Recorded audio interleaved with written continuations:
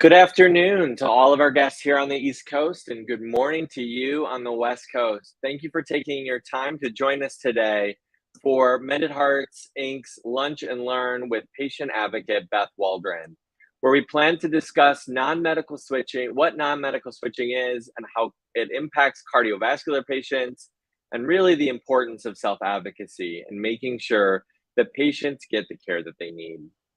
As many of you may know, last year, CVS Caremark announced that they'd no longer list Eliquis on some of their formularies beginning in 2022. This practice is known as non-medical switching, and Beth was impacted by this decision and shifted her work towards raising awareness about non-medical switching and urging lawmakers, policymakers, and CVS themselves to establish federal regulations for pharmacy benefit managers so that patients wouldn't end up in similar situation. Thankfully, due to advocacy efforts from many patient advocates and cardiovascular community stakeholders, including Mended Hearts, CVS announced earlier this year that they would add Eliquis back to their formulary. Despite this, protections like Beth has proposed have yet to be enacted, and the cardiovascular community is continuing to raise awareness and are working to address these instances if non-medical switching were to arise in the future. We welcome Beth today to share her story on non-medical switching and her journey in becoming a patient advocate and provide our audience with actionable advice on how to advocate for yourself in instances of non-medical switching. We're going to start today with a video detailing Beth's story. In that moment, you are absolutely alone, and you're alone with your own mortality. And that was the first time I really became aware that I could die from this. When I was 34 years old, I was diagnosed with blood clots in both lungs and a blood clot in my left leg. I was hospitalized for 9 days. All I could think of was I've got a child to take care of, and I've got a husband, and I can't die. I first met my current doctor immediately after I was diagnosed with my blood clots 18 years ago. And then I got this letter. It was from my insurance company, and it said that the medication I've been on for the last 8 years, I'm not going to be able to continue on it anymore, and I'm going to have to switch to another brand of medication. And I was shocked. Non-medical switching is when patients like me are forced to switch medications for reasons that are not medical. It's dangerous, especially in a class of drugs like the blood thinner I take. It can actually be downright deadly. And this affects so many patients every year. We need to have decisions be between a patient and their doctor only. My insurance company does not know me. They do not know my medical history. My doctor knows me. My doctor knows my medical history. He has worked with me for 18 years. I trust him. If a patient is stable on their medication, no matter what that medication is, let them stay on it. It's about what's right and wrong.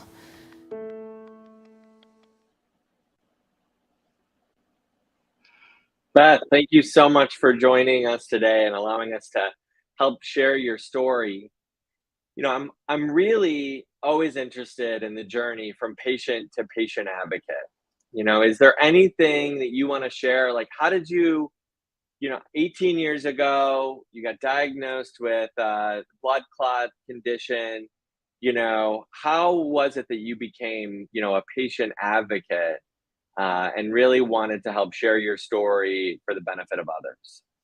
Well, first, thank you so much for having me here today. And my journey as a patient advocate actually began 19 years ago today. Today is the anniversary of when I was first hospitalized with deep vein thrombosis and pulmonary embolism, clots in my legs and clots in my lungs, which were initially misdiagnosed. It was not until I had a near fatal episode of a clot breaking off, passing through my heart, and lodging in my lung that I received the correct diagnosis and treatment. And so it was really out of that very negative experience that I first began motivated to become engaged as a patient advocate, to begin volunteering with nonprofits to increase awareness and education surrounding blood clots.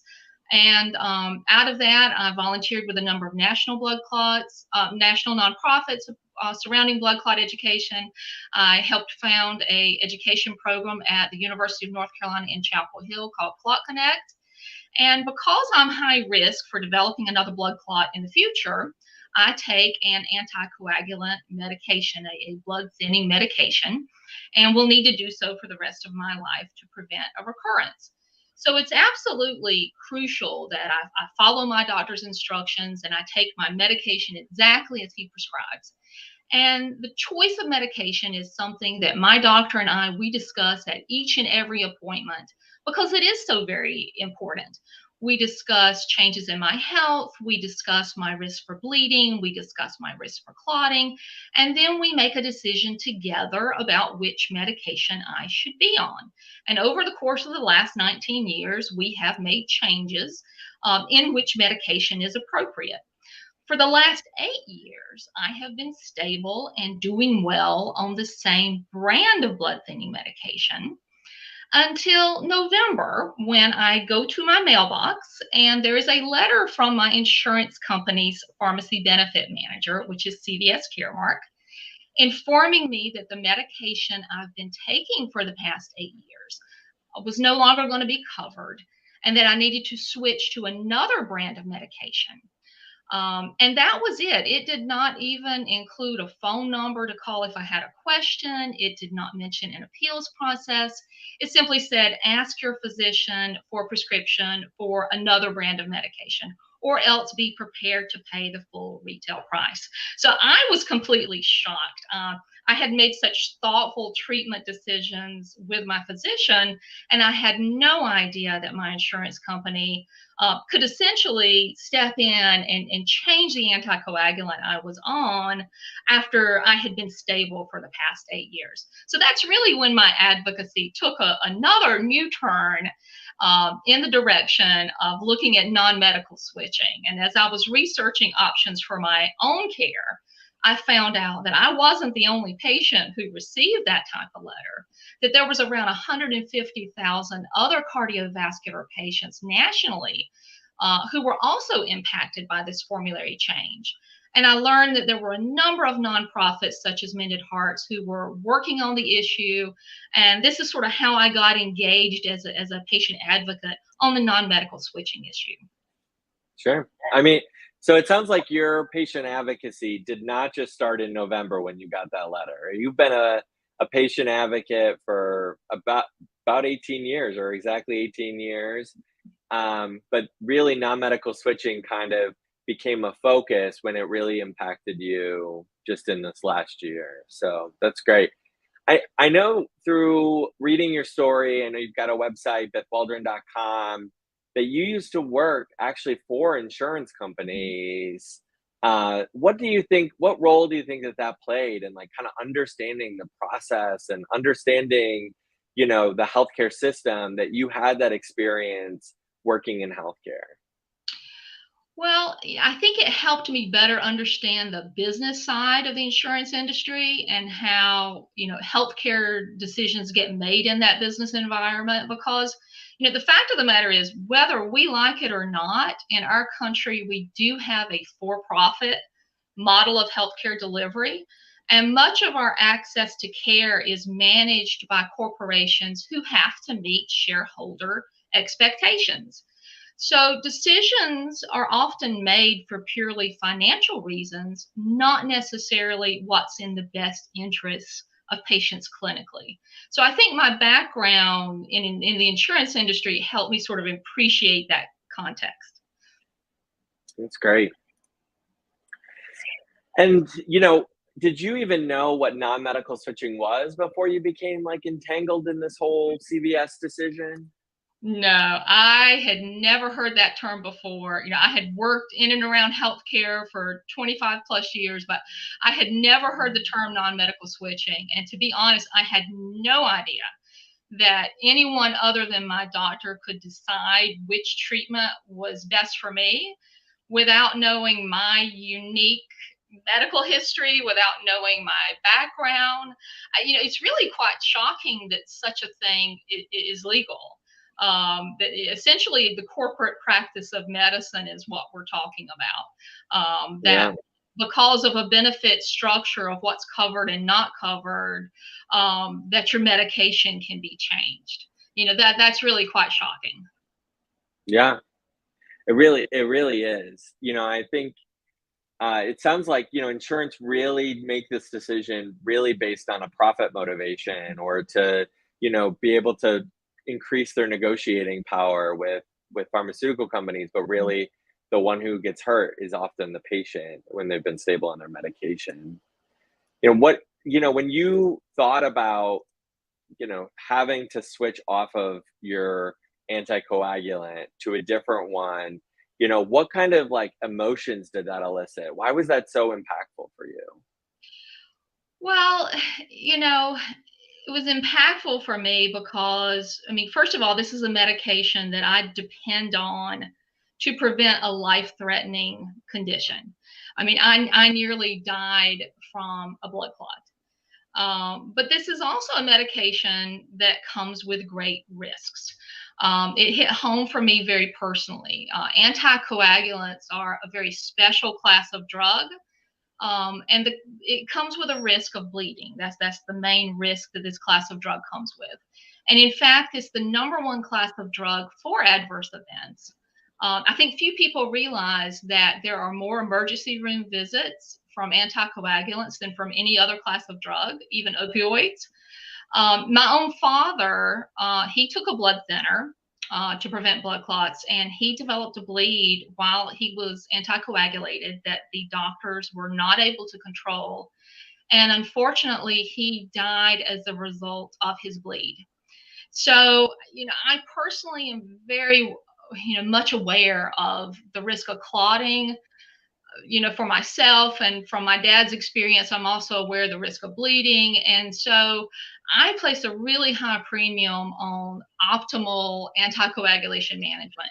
And I only want my doctor and I to be making that decision. I don't want my insurance PBM to be the one deciding which medication I should be on. That needs to be a decision based solely on clinically what is the best medication for me and my unique situation. Yeah. Yeah, I mean, especially if you have been impacted Mhm. by a complication from an anticoagulant, I can see why this felt so impactful and so detrimental to want to take action.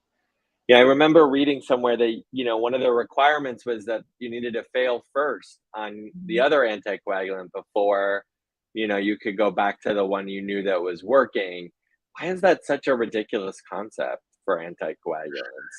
Oh gosh. Well, when this first happened, I mentioned the letter didn't say if there was an appeals process, and I first started calling and asking questions, and I found out that I could have my doctor ask for a prior authorization. But one of the approval criteria required that you first had to take and fail the new medication. And so, well, what does failure mean on an anticoagulant? Well, that means developing a new clot or an adverse event like a bleed. So both of those are potentially very serious, potentially fatal events. And so that doesn't sound very attractive. And what's also nonsensical is even if you had a serious event, let's say you had a clot or a bleed, and you say, okay, we're going to approve you to stay on the medication you've been on and doing well on for many years, it would then be at a higher copay tier, making it subject to coinsurance and deductible. So for me personally, it was going to cost an additional $2,400 a year for me to stay on the medication I had already been on and doing well on for the past 8 years.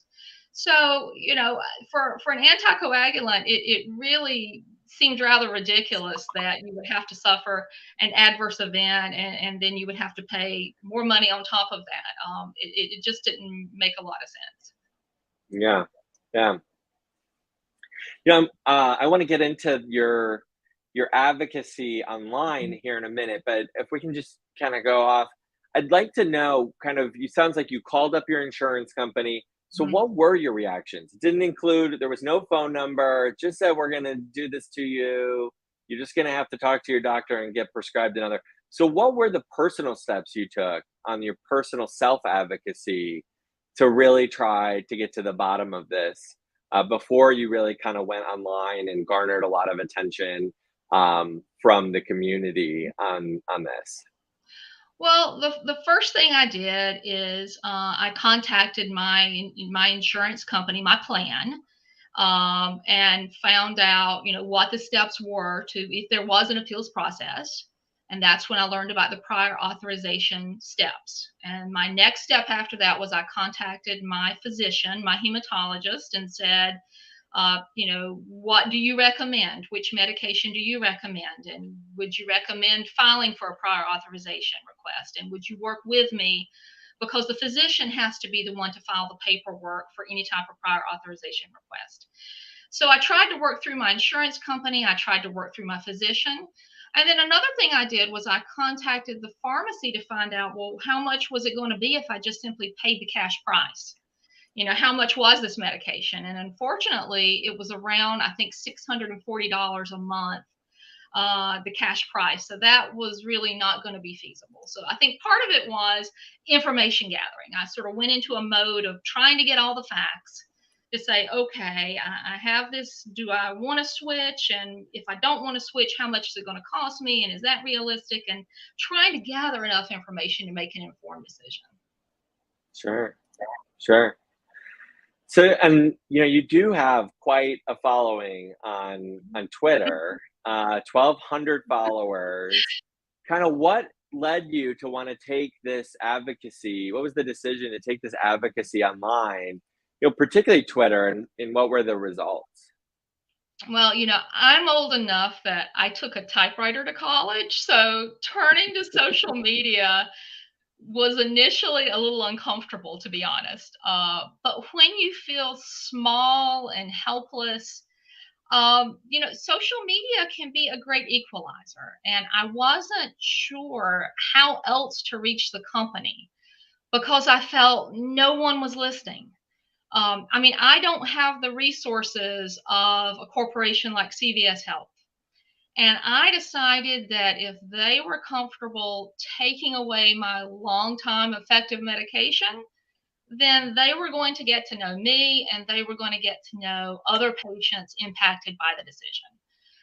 So, in effect, I decided to become a squeaky wheel that my insurance PBM couldn't ignore because, patient stories are very powerful. We're the human face of these corporate decisions. And fortunately, it worked. I'm pretty sure they know who I am now, and they know who lots of other cardiovascular patients are now. That's great. Um, in your opinion, what were some of the motivating factors for CVS to reverse course on their anticoagulant decision? And, what role do you think patient advocates played in that reversal?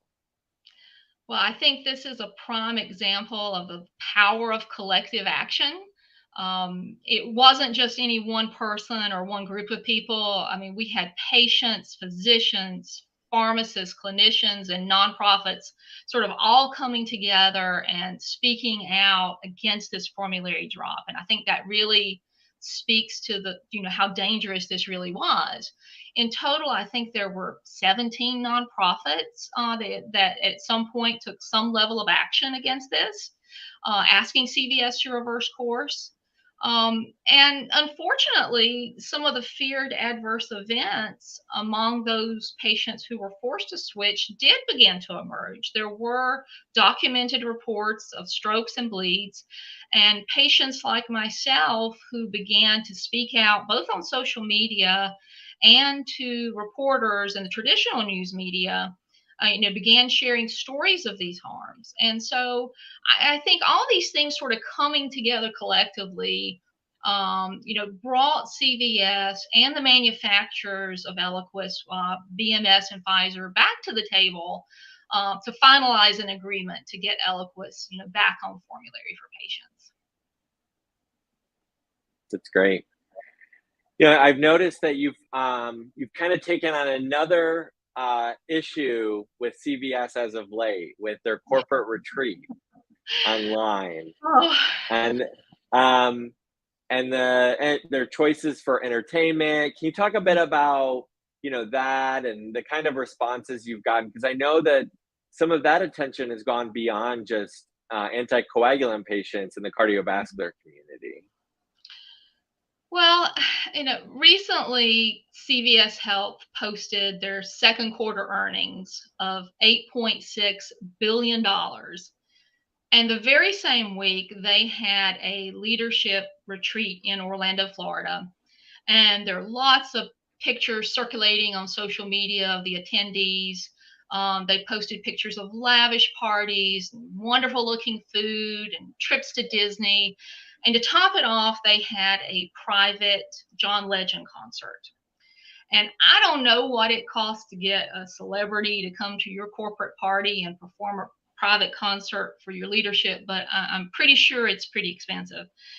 And this struck me as just so very wrong when it was the exact same quarter that you profit off heart patients not being able to get their blood thinning medication. So I made a post about it on Twitter, and I shared some of the photos and some of the videos from that party. And it just took off and went viral. And I had one tweet that got almost 2 million views. And it was just shocking to me because it really seemed to hit a nerve among people and people weighing in, and not just heart patients, but people about all kinds of medications issues that they had. And so I think, this is a widespread issue that affects a lot of people that who've had difficulty getting their medication. A lot of children, people who've had difficulty, they're stable on one medication or they have to go through step therapy, trying and failing multiple different medications before they can then get the one that their doctor recommends. And so I think people have clearly had enough of struggling with some of these challenges. And then when you see these sort of corporate excesses at the same time while patients can't get access to the medications they need, at the same time that we're paying premiums, insurance premiums, there's just a disconnect, I think. And I think that really sort of struck a chord for Yeah. me. Yeah. I think people, you going back to something you said earlier about it being we live in a Mm, corporate profit driven healthcare system. And I think that for a lot of people, seeing corporate profits on mhm, display like that mhm, and knowing at times at what expense to the patients, it feels like, that the interest should be on mhm. helping patients more than corporate profits oftentimes. But Right. so what steps would you take? You laid them out for yourself, but I Mhm, think you've got some tips for patients who are interested in, potentially their own self-advocacy if they find themselves in a mhm, similar situation, whether through non-medical switching or maybe another mhm. formulary change, or changing their benefits at work. What kind of tips would you provide, you know, to patients if they find themselves in a situation where, similar to yours? Right. Well, the first thing you've got to do is ask questions and do some research. When I first got the letter, my first reaction was, "Oh well, I guess I'm going to be changing medications." And then the more I thought about it, I thought, "Well, wait a minute, this isn't right. This isn't what I really want to do. This isn't what my doctor really wants to do." So I started doing my homework and I started, sort of asking questions. So the first thing you've got to do is kind of do your homework. I would say contact your insurance company. Ask if there's an appeals process. Ask if there's a way you can be grandfathered in. I think that's one thing that's a little bit concerning is that, it's one thing for there to be formulary changes. It's a little concerning that stable patients aren't grandfathered in when they've been stable for a number of years on their medication. So ask questions, ask about the appeals process. You may hear this called prior authorization. Ask if that's a possibility. The other thing I would recommend is contact your pharmacy and ask what the cash price of the medication is. depending upon what the medication is, I have been shocked to hear from some patients who have found out that the price they've been paying under their insurance benefit is actually higher than the cash price of the medication. So they actually are saving money when they start paying the cash price. And so, find out what it would be if you just pay out of pocket. The other thing that was very helpful for me is contact the drug manufacturer and find out if there are patient assistance programs. If there's a copay card or other type of patient assistance.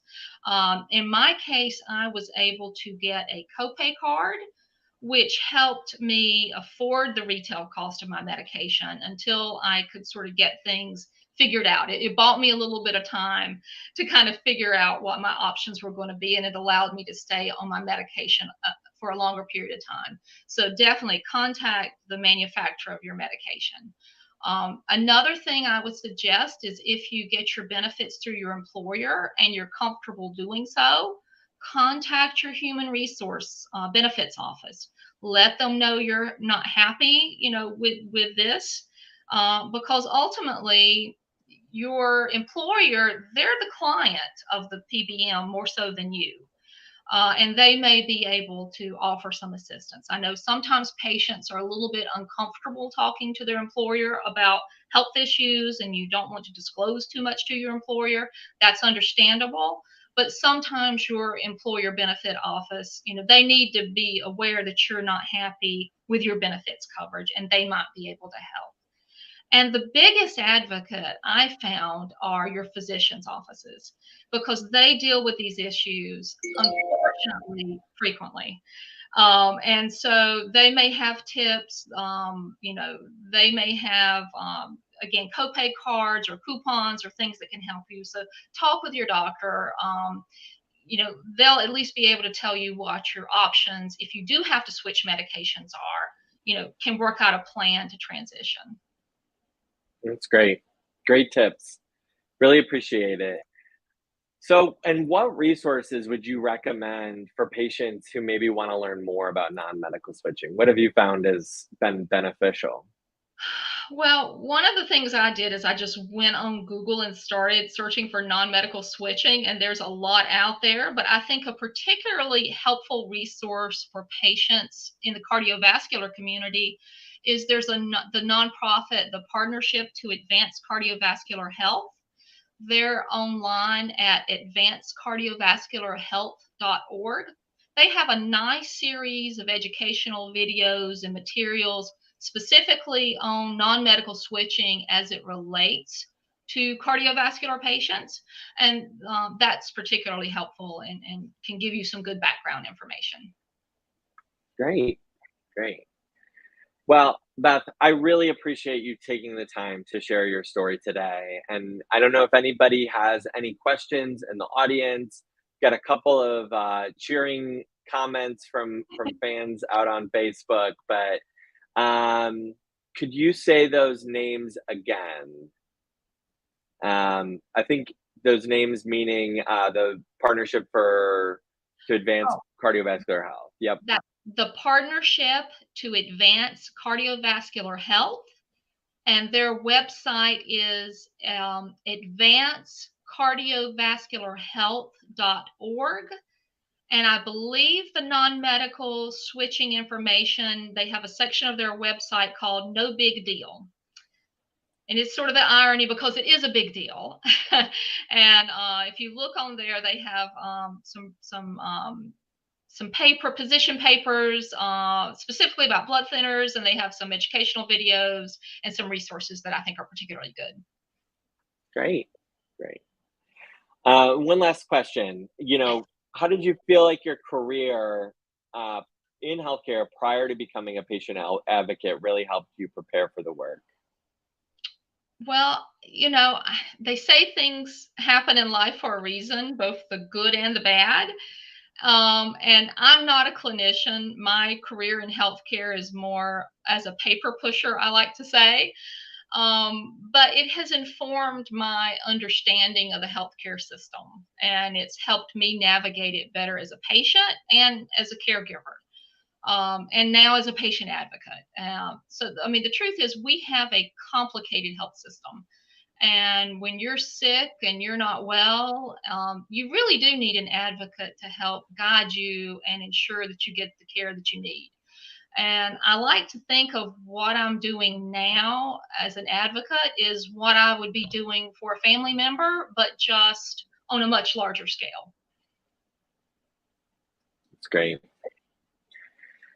Beth, again, I am so appreciative of you to share your story. I think, I said this to you before. I think you're exactly, what we want to inspire in other patient advocates is to like take that next step, do all the steps. I think a lot of times people just receive those letters and feel, kind of small, as you mentioned. And what can you do to like band together, create collective action, kind of advocate for yourself?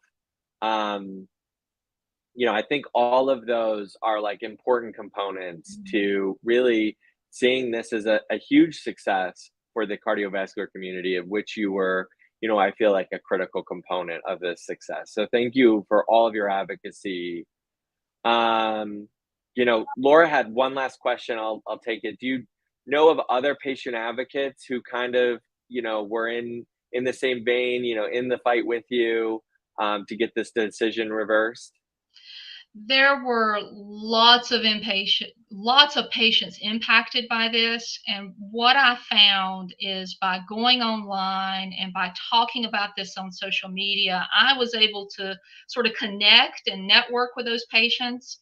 And I also found that not necessarily cardiovascular patients were a huge help because, again, so many patients have been impacted by non medical switching, patients who have been impacted by this for years, who've gone down this path before us, who were able to share their experiences and say, okay, here's what worked, here's what didn't work, here's what and they were able to be a moral support, really, because there were lots of days where this feels like an insurmountable challenge. And it's nice to at least have other patients kind of standing with you and saying, okay, keep going. This is, we're with you.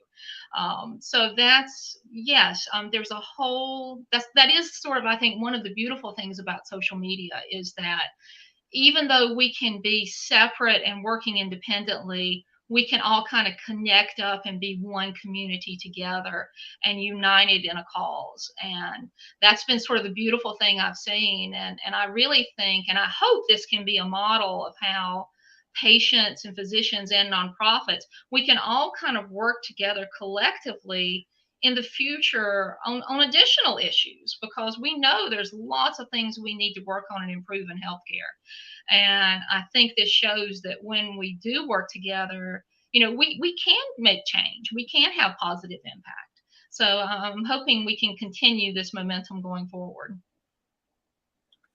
Thank you so much, Beth. I completely share that sentiment, and why, we at Mended Hearts do what we do is to try to spur that collective action and try to work with patients and providers and nonprofits to really move the field forward and advocate on behalf of the patient voice. So thank you again so much for all of your time today, and look forward to continuing to see you on Twitter.